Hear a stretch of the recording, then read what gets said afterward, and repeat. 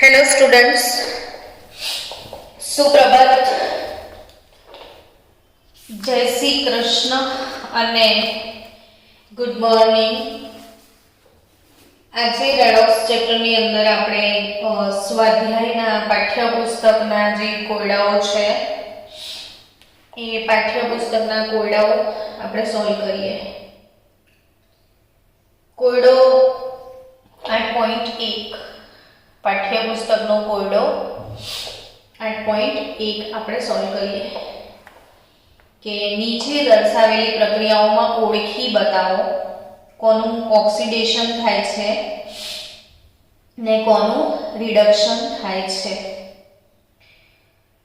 તો કોનું ઓક્સિડેશન ને કોનું રિડક્શન થાય એ ઓળખી બતાવો એવો પ્રશ્ન પૂછ્યો છે. તો H2S plus Cl2 gives 2HCl plus S. હવે આ જે પ્રક્રિયા છે તમારી જોડે એમાં કોણ ઓક્સિડેશન પામે છે ને કોણ રિડક્શન પામે છે, કોણ ઓક્સિડેશન કરતા છે ને કોણ રિડક્શન કરતા છે, આવું કેવી રીતે ઓળખશો? તો એક જ કામ કરવાનું કે ભાઈ ઈ ઓક્સિડેશન આંક લખી દેવાના બધાના. તો H2S માં હાઇડ્રોજનનો ઓક્સિડેશન આંક +1, સલ્ફાઇડ હાઇડ્રોજન સલ્ફાઇડ એટલે સલ્ફાઇડ તો -2, chlorine Cl2 gas 0, hydrogen +1, chlorine -1, sulphur 0. થઈ ગયું.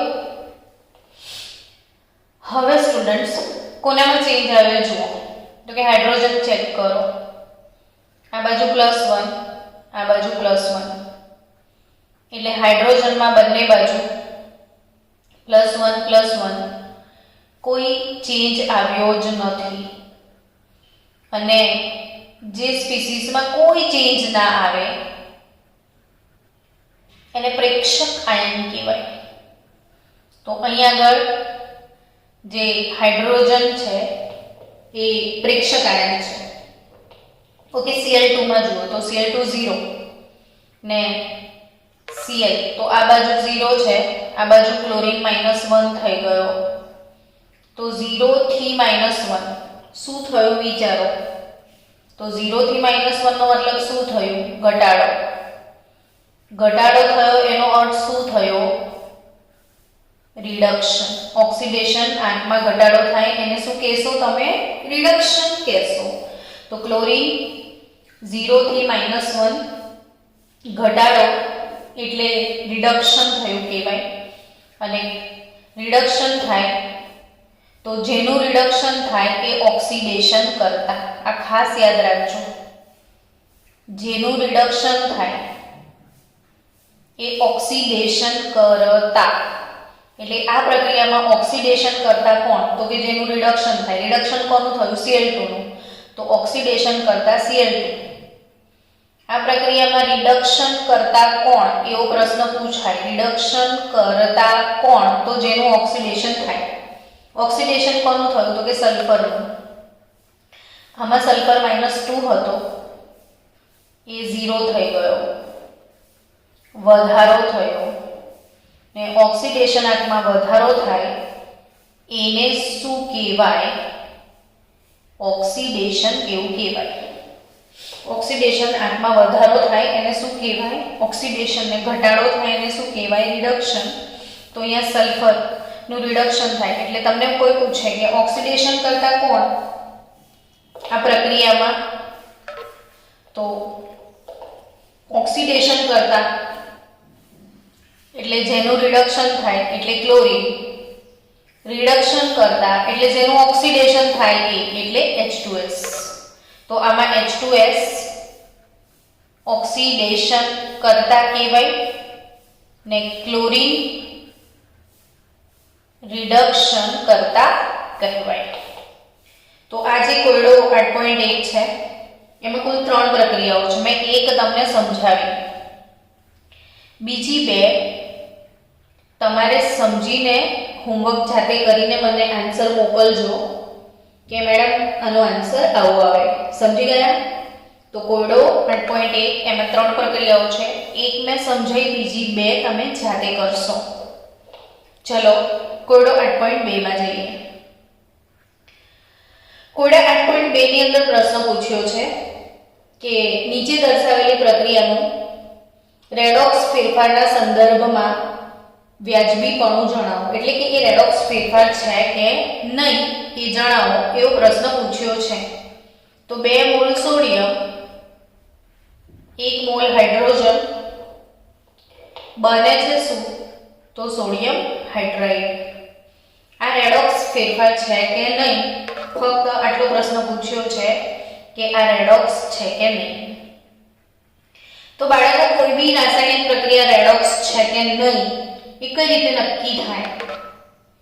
તો કે એમાં રહેલા તમામ તત્વોનો ઓક્સિડેશન આંક, સોડિયમનો ઓક્સિડેશન આંક તટસ્થ ધાતુ તરીકે સોડિયમ 0, હાઇડ્રોજન H2 ગેસ તરીકે 0, Na+1 H-1.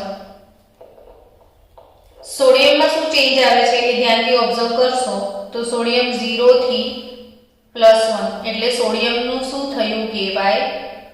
ઓક્સિડેશન. હાઇડ્રોજન 0 થી -1 એટલે ઘટાડો થાય છે એટલે રિડક્શન. હવે આ પ્રક્રિયામાં એક સ્પીસીઝનું ઓક્સિડેશન પણ છે, એક સ્પીસીઝનું રિડક્શન પણ છે. ને જેમાં ઓક્સિડેશન અને રિડક્શન બંને સાથે થાય એને તો રેડોક્સ કહેવાય. તો આ પ્રક્રિયા રેડોક્સ પ્રક્રિયા છે એવું કહેવાય. સમજ્યા તમે? આ કેવી પ્રક્રિયા છે? રેડોક્સ છે. હવે રેડોક્સ છે તો કોનું ઓક્સિડેશન થયું? તો કે સોડિયમનું. તો સોડિયમનું પોતાનું શું થયું? સોડિયમનું શું થયું? ઓક્સિડેશન. તો એ રિડક્શન કરતા કહેવાય. જેનું પોતાનું ઓક્સિડેશન થાય એ રિડક્શન કરતા. હાઇડ્રોજનનું શું થયું અહીંયા? રિડક્શન. તો એ શું કહેવાય? ઓક્સિડેશન કરતા કહેવાય. સમજ્યા? ને બંને સાથે થાય છે એટલે એ રેડોક્સ પણ કહેવાય. એટલે કોયડો 8.2 પતી ગયો તમારો. હવે કોયડો 8.3. કોયડો 8.3. કોયડો 8.3 શીખવાની સાથે સાથે આપણે એક થિયરી પણ શીખાઈ જશે. 2 કામ થશે. એ થિયરી આપણે ભણવા જઈ રહ્યા છીએ સ્ટોક નોટેશન પદ્ધતિ. કઈ પદ્ધતિ ભણવા જઈ રહ્યા છો તમે? સ્ટોક નોટેશન એટલે તમારી બુક પ્રમાણે સ્ટોક સંકેત પદ્ધતિ. આ શું છે એ સમજાવો. સ્ટોક નોટેશન પદ્ધતિ. તો સ્ટોક નોટેશન પદ્ધતિ બાળકો એ સંયોજનોને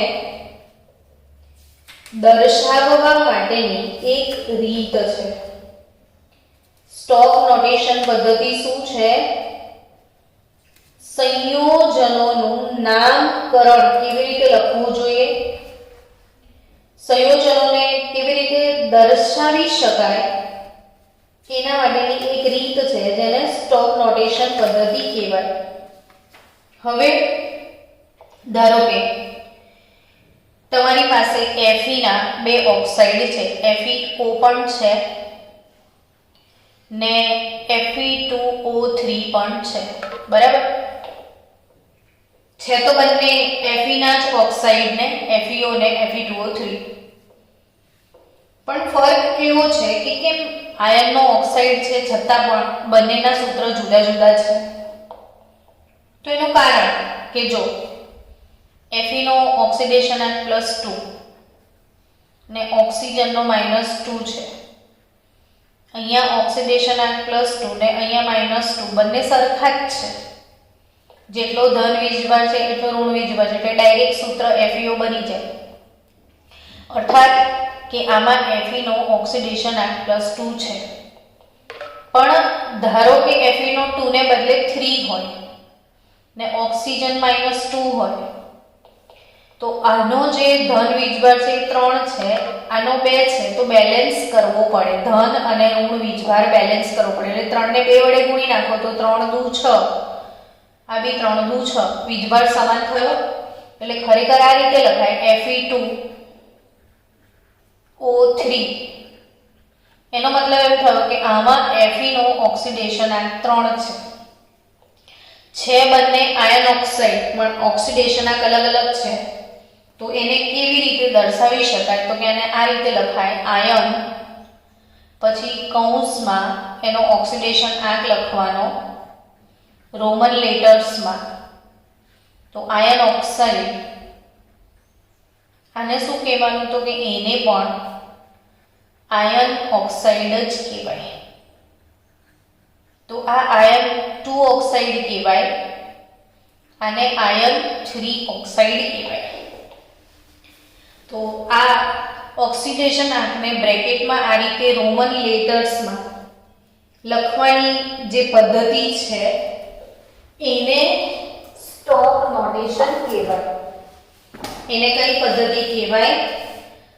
સ્ટોક નોટેશન પદ્ધતિ એને કહેવાય. હવે આ જે નામકરણ છે ને એ રોમન વૈજ્ઞાનિકોએ શીખવાડેલું હતું કે ભાઈ ધાતુ સંયોજનોમાં નામકરણ વખતે તત્વોની ઓક્સિડેશન અવસ્થાઓ જે છે એનો ઉપયોગ કરવાનું રોમન સાયન્ટિસ્ટે શીખવ્યું હતું, ને જેમાં ધાતુના નામને છેડે કૌંસમાં ઓક્સિડેશન આંક લખવાનો હોય છે. ચલો બીજું ઉદાહરણ લઈએ. CuO ને Cu2O, CuO અને Cu2O. CuO ને Cu2O એટલે Cu અને Q2 બંનેમાં આમાં કોપરનો ઓક્સિડેશન આંક 2 છે. તો Cu2O માં કેટલો હશે? ધારો કે તમને એવી ના સમજણ પડે તો x ધારી લેવાનું. તો કોપરનો શોધવો છે તો 2x, ઓક્સિજનનો -2 બરાબર 0. તો આમાં કોપરનો 1 છે. બીજી એક વાત જોડે જોડે યાદ રાખજો છોકરાઓ કે કોપર 1 હોય ને તો એ ક્યુપ્રસ કહેવાય, ને કોપર 2 હોય ને તો એ ક્યુપ્રિક કહેવાય. આ ક્યુપ્રસ અને આ ક્યુપ્રિક. એ જ રીતે Fe2 હોય ને તો એ ફેરસ કહેવાય, ને Fe3 હોય ને તો એ ફેરિક કહેવાય.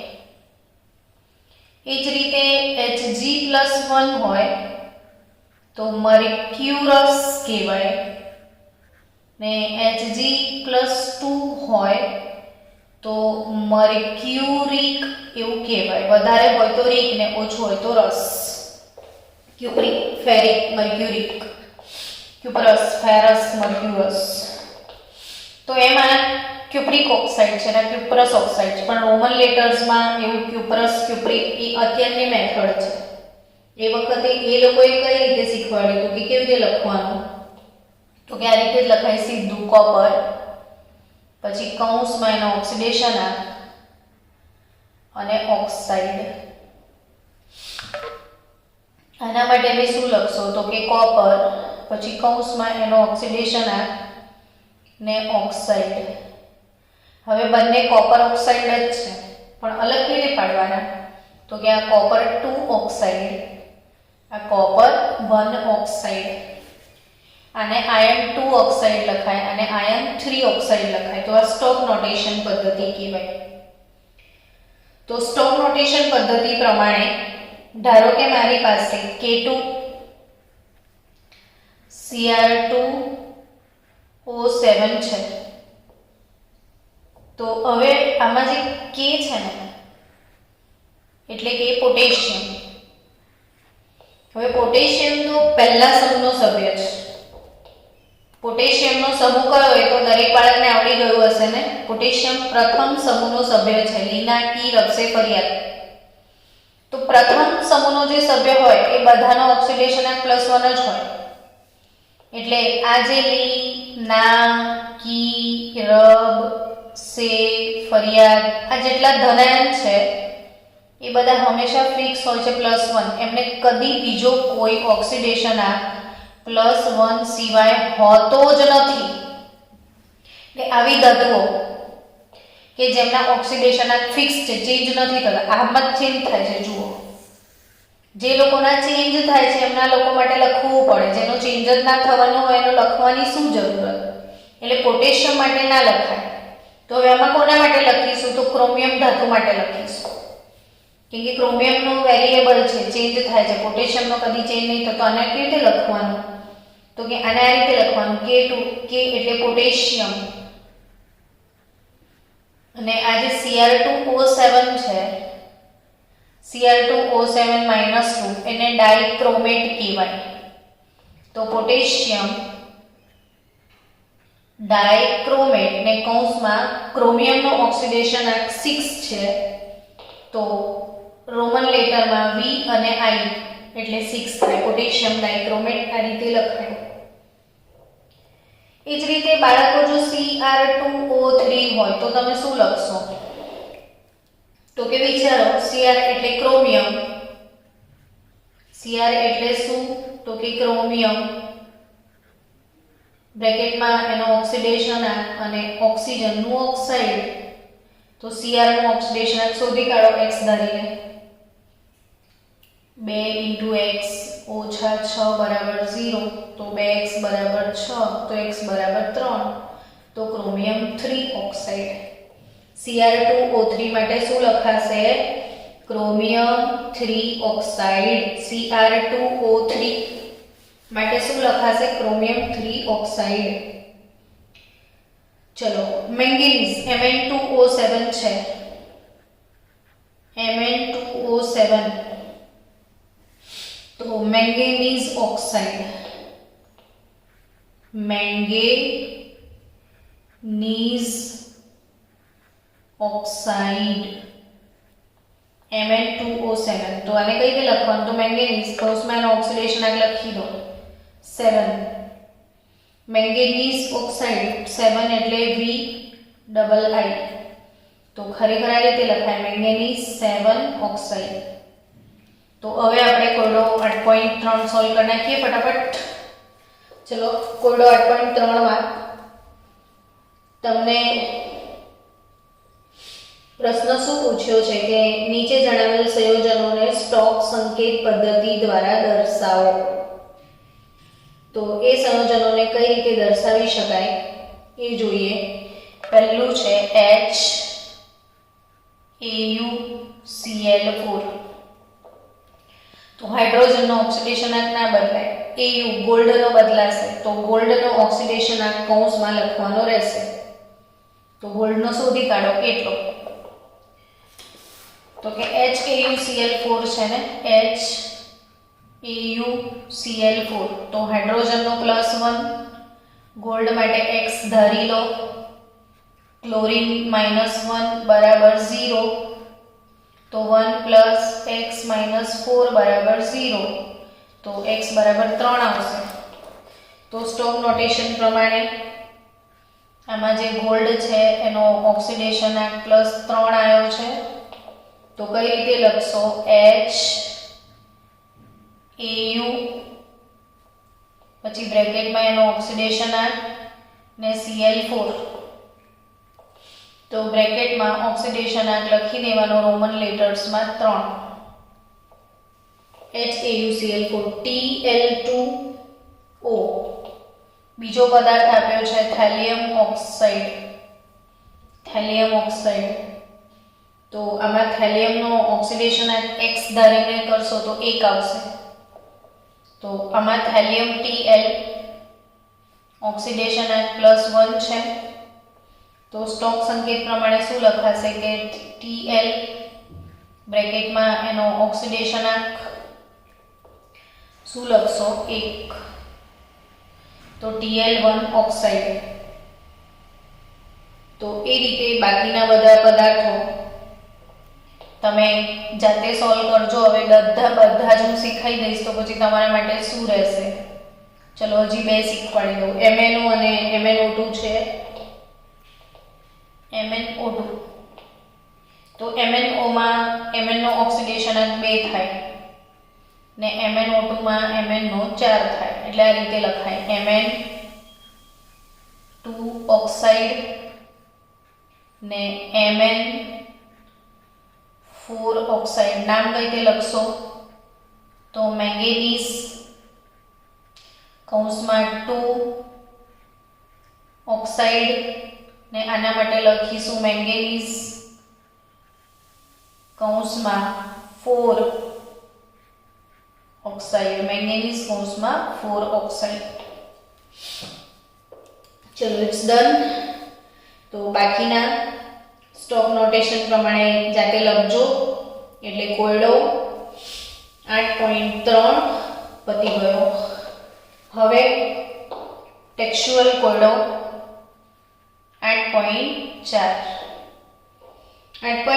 શું કહે છે કે નીચે આવેલી પ્રક્રિયા રેડોક્સ પ્રક્રિયા છે તેનું વાજબીપણું બતાવો ઓક્સિડેશન કોણ પામ્યું રિડક્શન કોણ પામ્યું ઓક્સિડેશન કરતા કોણ છે રિડક્શન કરતા કોણ છે એ સજેસ્ટ કરવાનું છે તો 2QO 2Cu2O plus Cu2S gives 6Cu plus SO2 કોનું ઓક્સિડેશન થયું કોનું રિડક્શન થયું ખરેખર આ રેડોક્સ છે કે નહીં એ બતાવવાનું છે તો ઓક્સિડેશનાંક લખી દો બધાના આ છે કોપર 1 ઓક્સાઇડ ઓક્સિજનનો -2 આ બી કોપર 1 અને સલ્ફાઇડ -2 અહીંયા 6Cu કોપર ધાતુ તરીકે 0 ને સલ્ફરનો ઓક્સિડેશનાંક +4 આવશે હવે ઓક્સિડેશનાંક શોધતા તો આવડી ગયું છે ને તો બચાવો આ ઓક્સિડેશન કોનામાં ચેન્જ આવ્યું તો કે કોપરમાં બંને બાજુ +1 છે આમાં બી 1 માંથી 0 થયું આમાં બી 1 માંથી 0 થયું તો કોપર જે છે એનું +1 ઓક્સિડેશન અવસ્થામાંથી 0 માં ગયા ઘટાડો થયો એટલે એવું કહેવાય કે કોપરનું રિડક્શન થયું છે કોપરનું શું થયું છે રિડક્શન તો સલ્ફરનું શું સીન છે તો કે સલ્ફર આ બાજુ -2 હતો એ +4 થઈ ગયો ઓક્સિડેશનાંકમાં વધારો થયો તો એનું શું થયું ઓક્સિડેશન તો હવે કોનું રિડક્શન થયું બોલો તો કોનું રિડક્શન થયું ને કોનું ઓક્સિડેશન થયું તો અહીંયા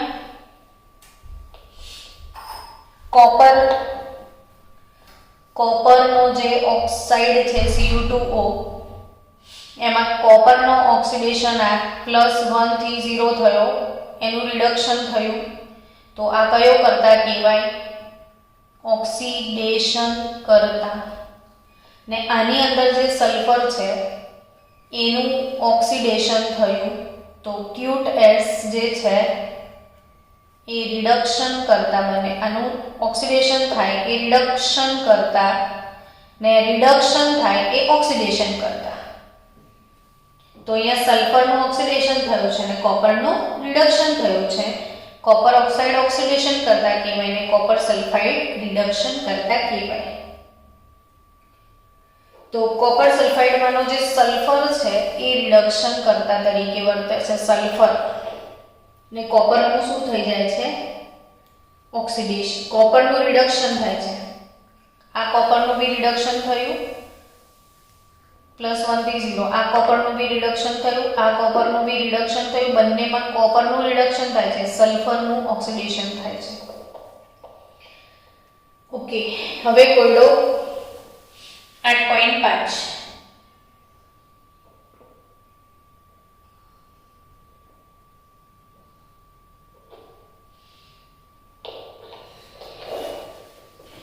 કયો કોયડો 8.5 કે નીચેના પૈકી કઈ સ્પીસીઝ એવી છે જે વિષમીકરણ દર્શાવી શકતી નથી? વિષમીકરણ રેડોક્સ આ થીમ મેં તમને ભણાવી હતી. છોકરાઓ જાગો છો કે ઊંઘી ગયા છો? બાળકો, વિષમીકરણ કોને કહેતા હતા આપણે? વિષમીકરણ એટલે એક જ પ્રક્રિયકનું ઓક્સિડેશન પણ થાય અને એક જ પ્રક્રિયકનું રિડક્શન પણ થાય. હવે ClO- એનું વિષમીકરણ શક્ય છે કે નહીં એ ચેક કરવાનું છે.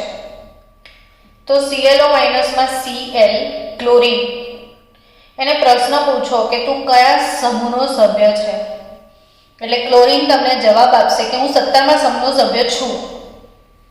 હવે જો ક્લોરીન 17મા સમૂહનો સભ્ય હોય તો એની છેલ્લી કક્ષામાં 7 ઇલેક્ટ્રોન છે, એટલે બાળકો એ 7 ઇલેક્ટ્રોન ગુમાવી શકે અથવા 1 ઇલેક્ટ્રોન મેળવી શકે. જો એ 7 ઇલેક્ટ્રોન ગુમાવે તો એનો ઓક્સિડેશન આંક +7 થાય, 1 ઇલેક્ટ્રોન મેળવે તો એનો ઓક્સિડેશન આંક -1 થાય. તો +7 -1 +7 મહત્તમ ઓક્સિડેશન આંક ને -1 લઘુત્તમ ઓક્સિડેશન આંક. તો મહત્તમ ને લઘુત્તમ આનાથી મહત્તમ એટલે હવે 7 થી વધારે ના જ થાય અને -1 થી વધે ના, ઘટે ખરો વધે નહીં. એટલે હવે આમાં ClO- માં Cl નો ઓક્સિડેશન આંક શોધી કાઢો. તો X ઓક્સિજનનો -2 બરાબર -1, તો X બરાબર -1 + 2 એટલે ક્લોરીનનો ઓક્સિડેશન આંક આમાં 1 છે, +1 છે. ક્લોરીનનો ઓક્સિડેશન આંક એમાં શું છે? +1 છે. તો આનો મતલબ એમ કે અહીં જે ક્લોરીન છે એ +1 વાળો છે, એટલે એ +1 થી વધી પણ શકે +7 સુધી, યા +1 થી ઘટી પણ શકે -1 સુધી. એટલું યાદ રાખવાનું કે એ મહત્તમ કે લઘુત્તમ ઓક્સિડેશન આંક ના હોય તો એ વધી પણ શકે ઘટી પણ શકે, એટલે વિષમીકરણ શક્ય બનશે. એટલે ક્લોરીન અહીંયા 1 થી વધીને 7 પણ થઈ શકે છે, ક્લોરીન અહીંયા 1 થી ઘટીને -1 પણ આવી શકે છે, એટલે આમાં વિષમીકરણ શક્ય છે. અને જસ્ટ ફોર યોર નોલેજ હું તમને એનું વિષમીકરણ બી શીખવાડું, તમારા નોલેજ માટે યાદ રાખજો, કામમાં આવશે. કે 3ClO- હોય તો એનું વિષમીકરણ થશે 2Cl- +ClO3-. એટલે આમાં ક્લોરીનનો ઓક્સિડેશન આંક -1 થયો છે ને 3 × 6 માંથી 1 જાય તો +5. અહીં આગળ ક્લોરીનનો +1 એટલે ક્લોરીનનું +1 થી -1 બી થયું ને +1 થી 5 વધ્યો પણ ખરો ઘટ્યો બી ખરો, એટલે ClO- ની વિષમીકરણ પ્રક્રિયા આવાળી છે. તો વિષમીકરણ કોનું થાય? જે મહત્તમ અથવા લઘુત્તમમાં હોય તો ના થાય, પણ મહત્તમ લઘુત્તમની વચ્ચે કોઈ ઓક્સિડેશન આંક હોય તો એનું વિષમીકરણ શક્ય બને છે. ચલો, એમાં બીજું આપ્યું છે કોયડો 8.1 માં બીજું શું આપ્યું છે? ClO2- આપ્યું છે ને, ClO2-. તો ClO2- જે છે એમાં ક્લોરીનનો ઓક્સિડેશન આંક 2 × 4 માંથી 1 જાય તો +3 છે.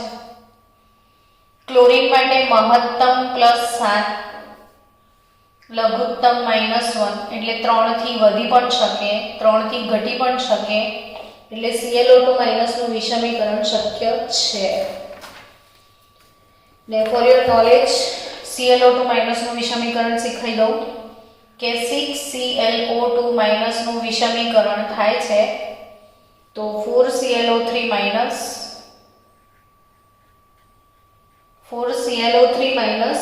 2Cl- બની શકે છે, એટલે આનું વિષમીકરણ શક્ય છે. એ રીતે ClO3- આપ્યું છે તો ક્લોરીનનું ઓક્સિડેશન સ્ટેટ આમાં ClO3 માં કયું આવશે +5. હવે એનું તો મહત્તમ 7 છે, લઘુત્તમ -1 એટલે 5 થી 7 બી થાય, 5 થી 1 બી થાય, એટલે આનું પણ વિષમીકરણ શક્ય છે. ને ClO3 નું વિષમીકરણ 4ClO3 gives Cl plus 3ClO4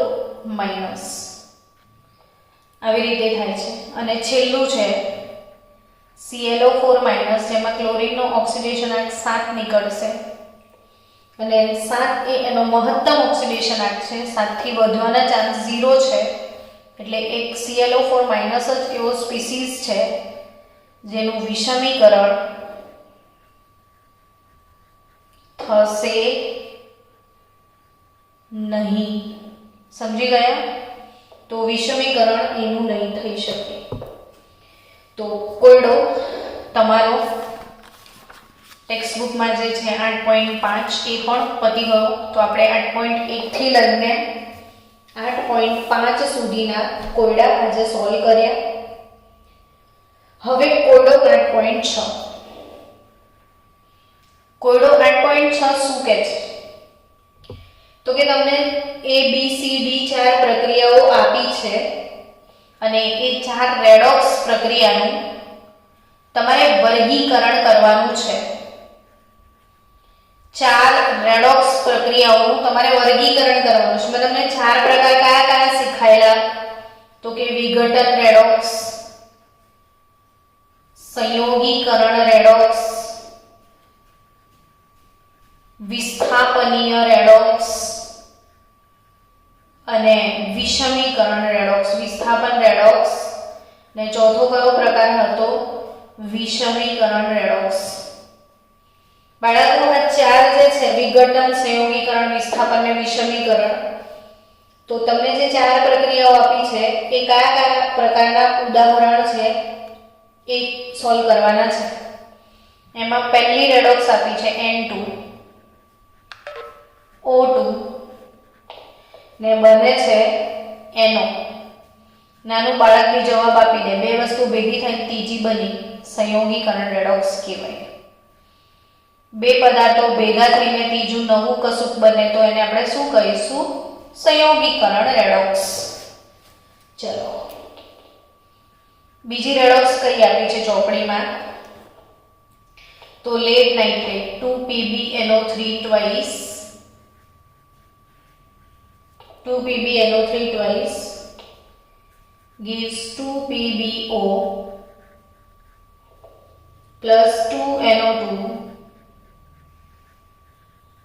plus half O2. Lead નાઇટ્રેટનું વિઘટન બતાવ્યું છે. વિઘટન, કોઈ પદાર્થ છે એ તૂટીને એના ટુકડા થયા છે. આ બે પદાર્થ ભેગા થઈ સંયોગીકરણ કહેવાય. આ એક જ પદાર્થ છે એનું તૂટીને ટુકડામાં રૂપાંતર થયું, તો આ કઈ રેડોક્સ કહેવાય? વિઘટન રેડોક્સ. સમજી ગયા? તો બી કયા પ્રકારની રેડોક્સ છે? વિઘટન. તો હવે સી અને D. C NaH plus H2O. NaH plus H2O gives NaOH. NaOH plus H2. NaH plus H2O gives NaOH plus H2. Students, Na જોડે H હતો, હવે OH આવી ગયો. સમજ્યા? અને H જોડે જે OH હતો એ અહીં જતો રહ્યો અને આ H અહીં આવતો રહ્યો એટલે H2 થઈ ગયો. તો આ વિસ્થાપન થયું કહેવાય, જગ્યાની અદલા બદલી. H નું વિસ્થાપન OH વડે થયું ને અહીંયા OH નું વિસ્થાપન H વડે થઈ ગયું. આનો OH આની પાસે, નાનો H અહીં આવી ગયો. તો કઈ રેડોક્સ કહેવાય? વિસ્થાપનીય રેડોક્સ. અને છેલ્લું જે છે તમારી ચોપડીમાં ઉદાહરણ ડી આપ્યું છે, અહીંયા લખી દઈએ ને આપણે કે 2NO2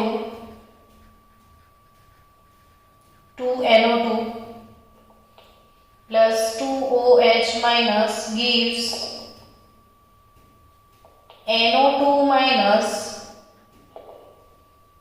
plus NO3- plus H2O.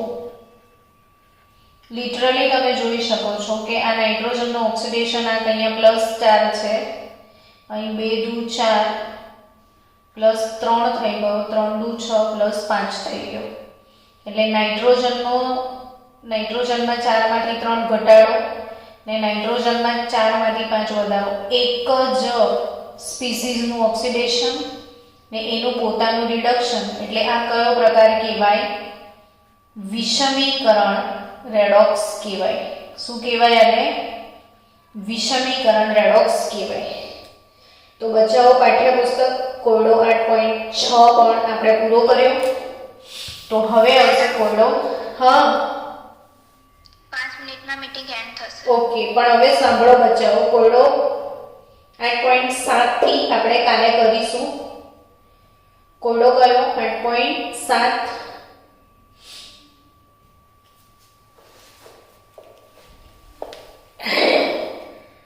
હું વિડીયો